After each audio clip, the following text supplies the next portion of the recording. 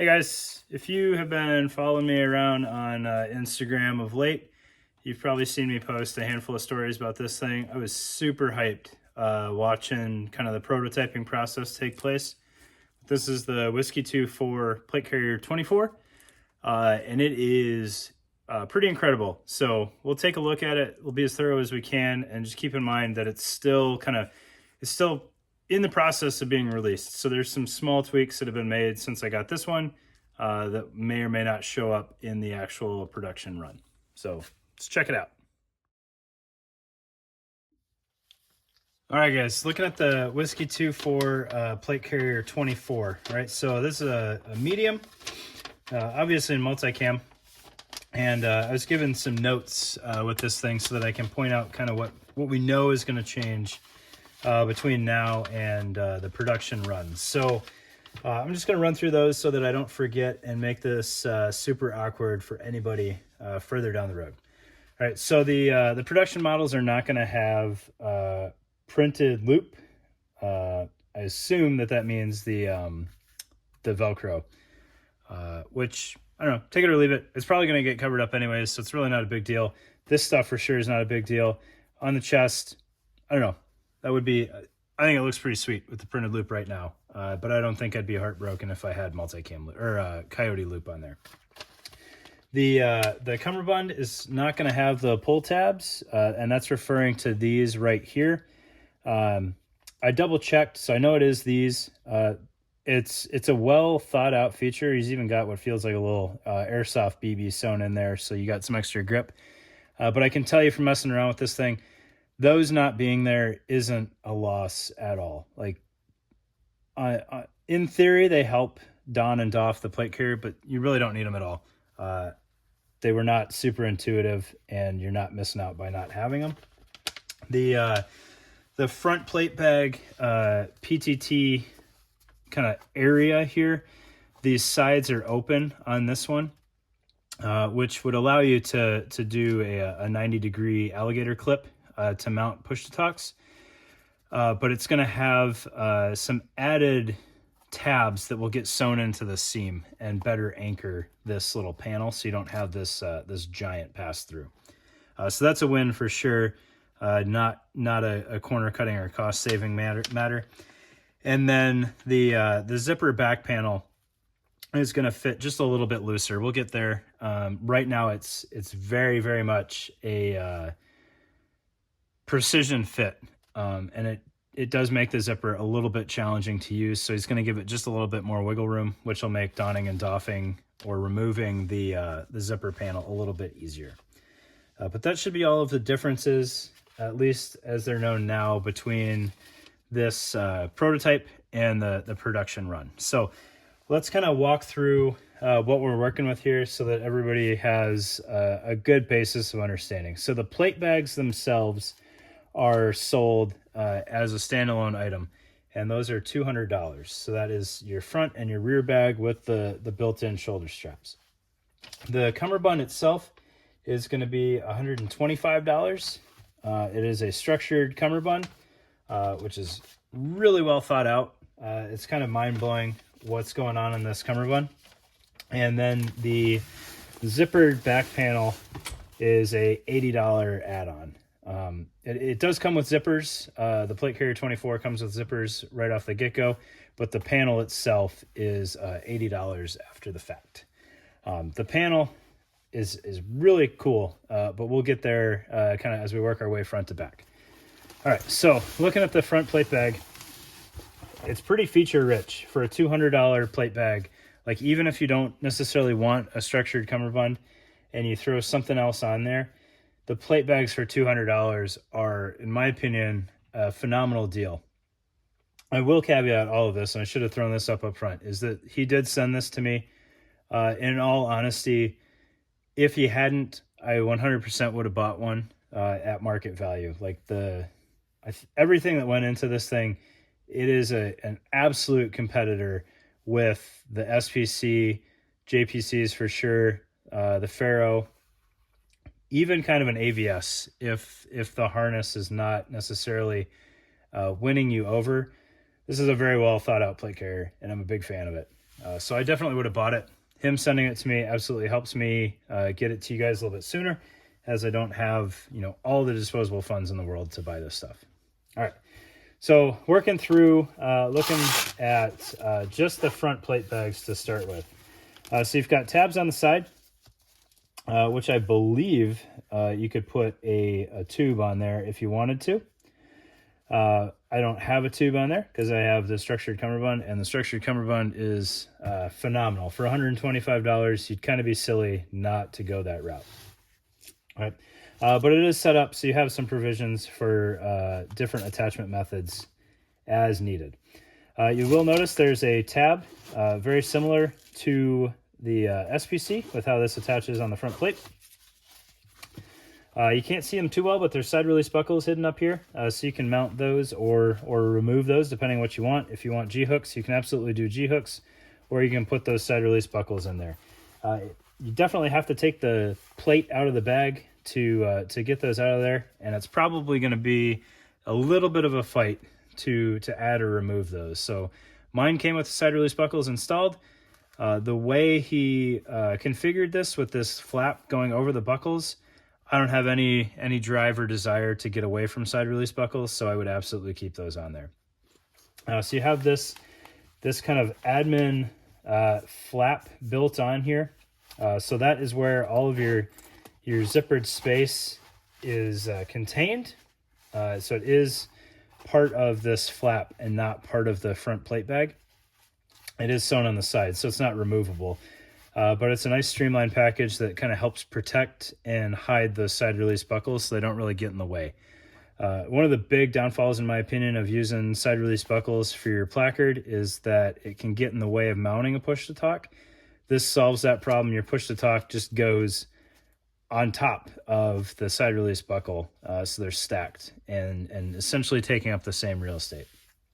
So you do have a nice open admin panel here up front with some high-vis material in the front portion, which is pack cloth, and then pack cloth on the back. And you'll notice there's this pass-through on the pack cloth here. And I had this figured out before. I might mess up the explanation here, but bear with me. You can access this pass-through from underneath the admin panel, so you can run cables and whatnot underneath here, and they can route out this hole and then up through the shoulder straps. So there is a ton of cable routing options built into this thing.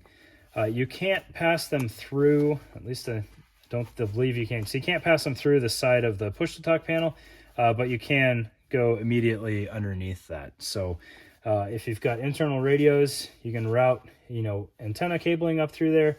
Spare push-to-talk cabling can be tucked up there, and then you can route your push-to-talk back up through the top if you want. All sorts of different options to play around with, so that's definitely a comms-friendly setup.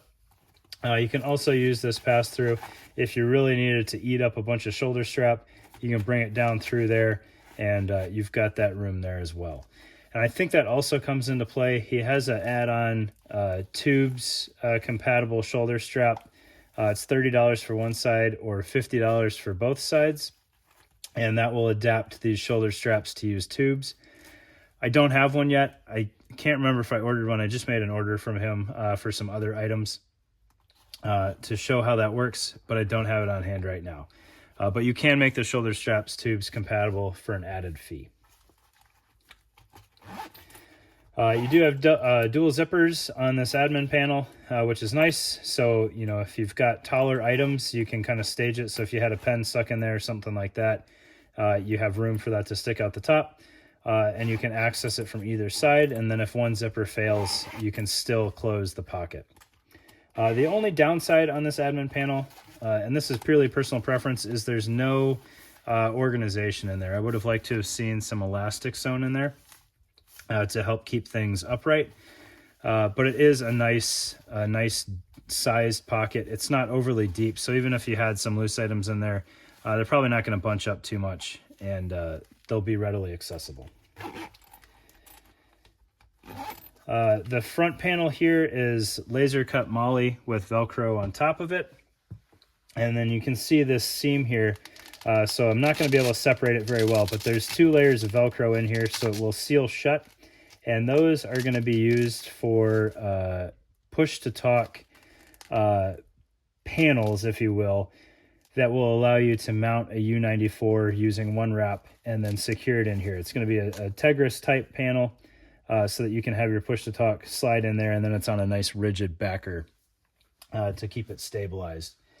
It saves you a little bit of arts and crafts trying to weave shot cord in here to retain a push-to-talk on the built-in panel. The shoulder straps are well done. I don't have any concerns with these coming undone or tearing at any point in time. They're good 2-inch webbing with a hardy amount of Velcro overlap, so you have plenty of room for adjustment. They're lined with loops, so they will take just about any pad out there that you would want to use, and you won't have any issues with that at all.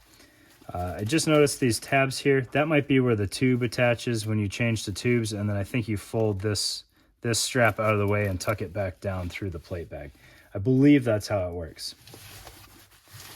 There's some features on here that I think are built in for future uses that I'm not necessarily tracking yet.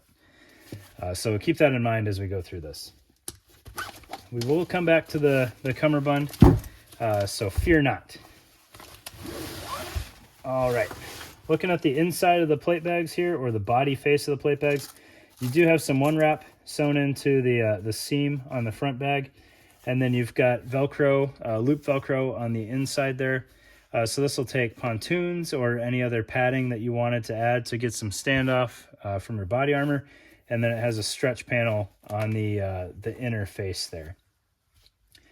Looking at how the plates insert, hopefully I keep this in frame. Let's see here, I think that should do it. There we go.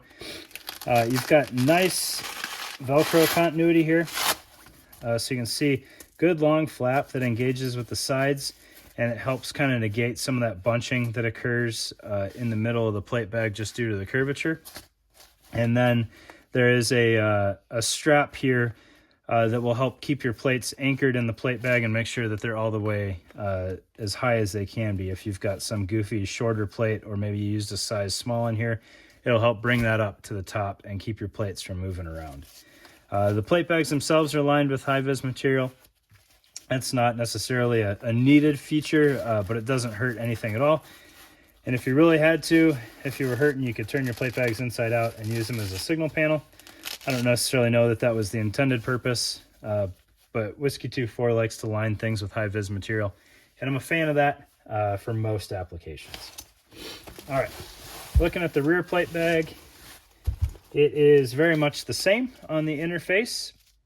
However, when we get inside of this plate bag, the forethought that went into this thing is kind of mind-blowing, and it really surprised me. It took me a minute to figure out what was going on because I wasn't looking at it as a total package yet, and it's pretty wild, but we'll get there in just a minute.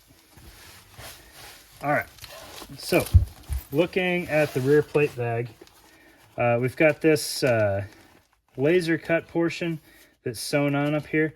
So it looks like it's compatible with side release buckles. I'm not sure what that'll be used for. Maybe that's a future product. I should have asked, but I did not. Worst case, you've got some comm routing passed through there if you want it. We'll open up the zipper panel here. You can see this zipper panel is very, very custom fit, which is why he's going to make it just a little bit looser on the production models, just to give you a little bit easier time attaching it with the plate in the bag. All right, so you'll notice this laser cut molly on here. There's a lot of cuts on this, and the reason why is he wanted to be able to make this a one-size-fits-all back panel. So if you've got small plates, you're still going to get this back panel, and if you've got extra large plates, this will still be the back panel. So it's primarily a 4-column back panel. However, he has these half-inch offset 5-column cuts. So you can center mount a flat pack if that's something that you want to do. Or if you're not necessarily set on that, you can put, you know, a 2-column wide pouch and then a 3-column wide pouch, or, you know, 2 and 2, or however you want. I think that this configuration actually lends itself to some not necessarily thought of possibilities. So you can have a 4-column hydration pouch or flat pack or mini map or something like that, and you still have these half columns hanging out on the sides here. So if you got real creative, you could still route some shot cord or something like that and have items off the side of your mini map or flat pack. Like you could tether a breech pen if that was something that you wanted to do. Or you could shift that whole thing a half column to the side, which frees up another column of molly, so you could have, you know, like a parachute flare pouch or something like that running alongside your mini map. So there's a lot of room for creative thought on this back panel, which I find kind of enticing and interesting, and I'm definitely going to play around with and see what I can mount there that wasn't necessarily the intention of the design. All right, so we will get this zipper panel undone here. And then we got to open up the rear plate bag to get this off. And this is what I was talking about with the forethought. So there's this red pull tab here. And initially I thought it was to go with retaining the plates. But when you pull that, that frees up your back panel. And there's actually a sewn in tab in here to integrate with this closure on the back panel. So it's not at all an afterthought. This was built from the ground up to use this zippered back panel. And when I pull this plate out of here, it'll make even more sense to you. All right, so we pull up this back panel, good continuity. And you can see up along the top here, we've got essentially 6 pieces of molly webbing there to anchor the top of the back panel. Without undoing all that, you can get the gist of what the stock back panel looks like. You've got a good Velcro field there, and then Velcro along the bottom. So if you wanted, you could probably get away with, I got one here, hang on, I hadn't thought of this.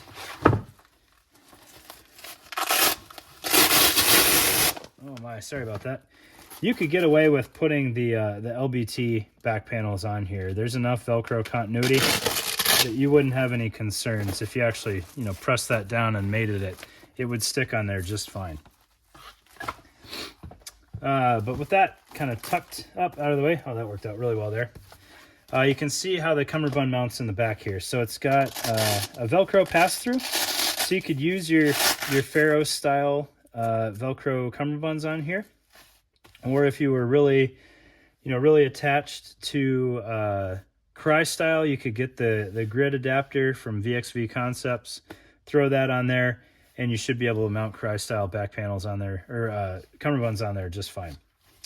But with the Cummerbund that we've got on here, the structured Cummerbund, it is a Velcro flap there, and then internal to the Cummerbund, you have this stretch. Again, a structured tab is how this thing, you know, fits into this sleeve on the back panel, and then the Velcro is how you actually make your final sizing. But look at the breathability on this this Cummerbund here. You've got all this stretch if you need it. So if you got too small of a Cummerbund, or you don't typically do internal radios and you want to try it out, you don't necessarily need to change your sizing up at all to test that concept. You've got enough stretch in this panel, especially when you look at both sides, that you can make it work to see if that's even something you want to do before you start making your final adjustments on sizing there. So looking at the Cummerbund, we'll shift this over just a little bit here, and we'll look at this from both sides. All right, so it is a mirrored setup for all intents and purposes. However, if you really want to mirror it, you need to buy a pair of side release buckles, and I'll show you why. So you've got on this one, so this is a medium Cummerbund, I believe. You've got 6 columns of usable molly there. All right, this one, you can still use that molly just fine, because this is going to be where the pouch routes. You can also, I believe, slip on Cry SPS pouches. I thought I had one set aside to show you guys, but it should fit on there just fine. So if you had AVS side plate pockets, it will mount on here just like the AVS harness. So you can slip those on, and it is Velcro lined, so they will engage without any issues, which is awesome. For all intents and purposes, this is a 2-band cummerbund. I'm a huge fan of 2-band cummerbunds, and you can see the way this goes into the plate bag as a 3-band and then comes out the front as a 2-band. Your ride height is kind of automatically corrected for you. So this thing rides out of the box with the plate bags perfectly even. It's fantastic the way he worked out this cummerbund. So that's kind of the sides of this. It's all Tegris reinforced throughout, full height in the back, and then all the way through the front here.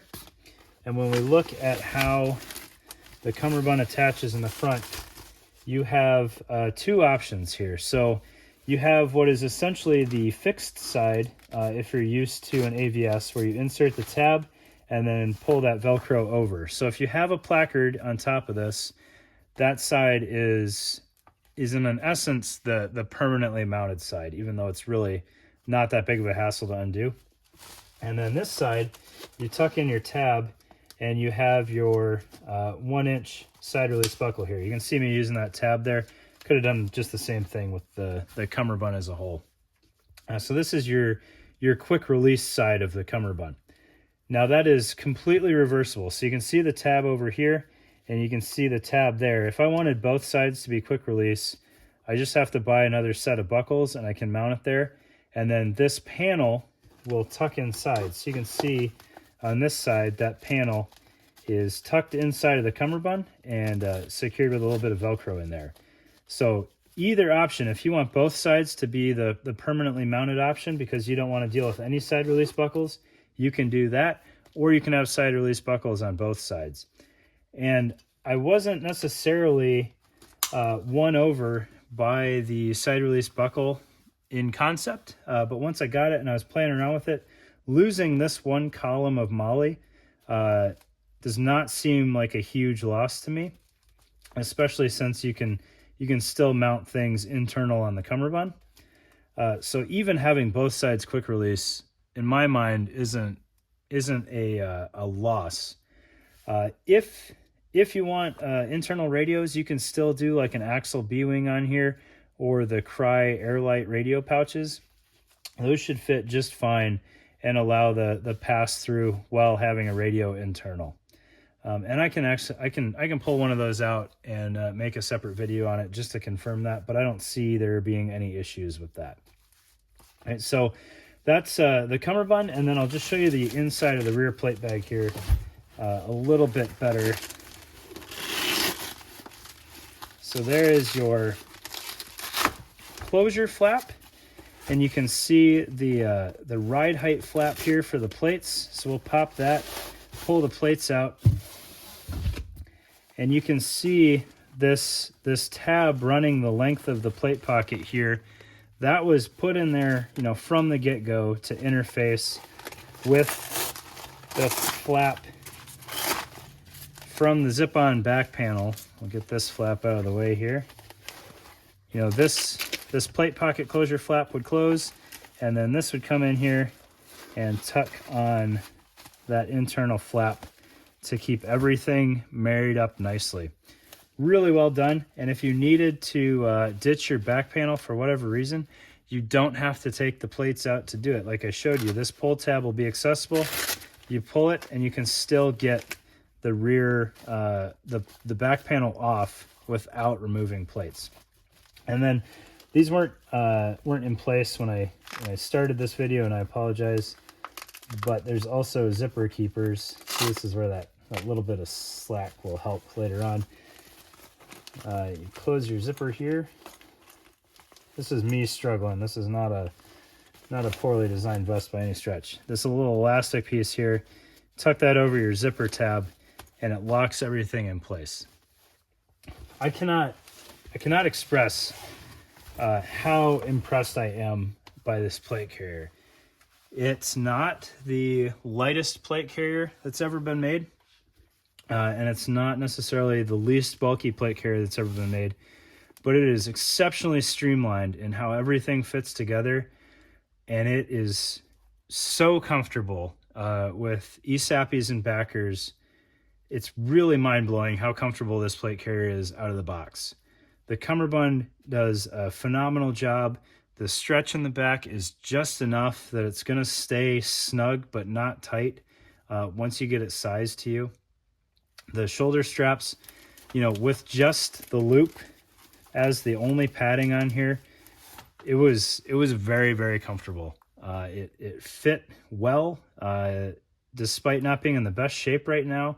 I didn't feel like a fat man in a little coat with this thing on.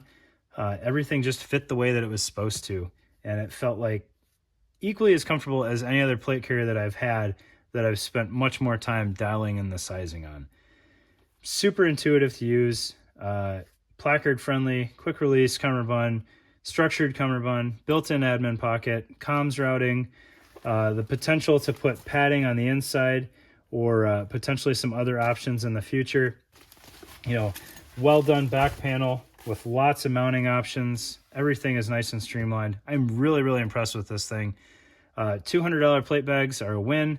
$80 back panel, I definitely recommend that, whether or not you want it, just to seal everything up and kind of make it that much more streamlined and reduce any snag hazards on the back. And then, you know, if you got a piecemeal the Cummerbund later on, $125 for a structured Cummerbund is a completely fair price. Everything fit really well.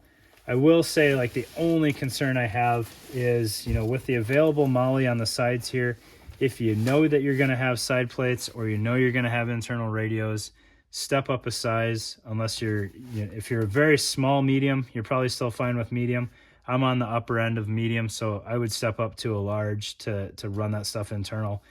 But I have no complaints about this thing other than the one thing I mentioned with the retention inside the admin pocket. That would be like the only big issue I see that I would fix off the bat. But this thing is really well done. I can't recommend it enough, and I think it's very affordably priced for what you get. So thanks, guys. Thanks, Whiskey24, for sending me this. A huge fan. It's definitely a win, guys. Thanks.